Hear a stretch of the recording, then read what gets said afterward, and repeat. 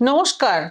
কৌশিকী অমাবস্যার মহাতিথিকে বলা হয় তারারাত্রি। বিশ্বাস, এই নিশীতেই স্বর্গ ও নরক দুয়ের দুয়ার উন্মুক্ত হয়। ভক্ত ও ভগবানের যোগসূত্র স্থাপনের শ্রেষ্ঠ তিথি কৌশিকী অমাবস্যা। মা কালিকা স্বয়ং মানস সরোবরে কঠিন তপস্যা করেন এই দিনে। এই কৌশিকী অমাবস্যার রাতে ধনাত্মক ও ঋণাত্মক শক্তিকে ক্রিয়ার মাধ্যমে জাগ্রত করে তা ধারণ করা হয়।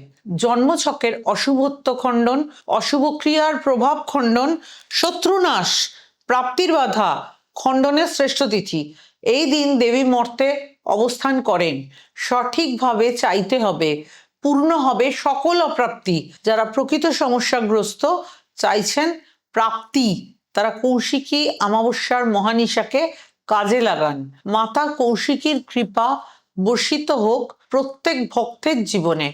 নমস্কার।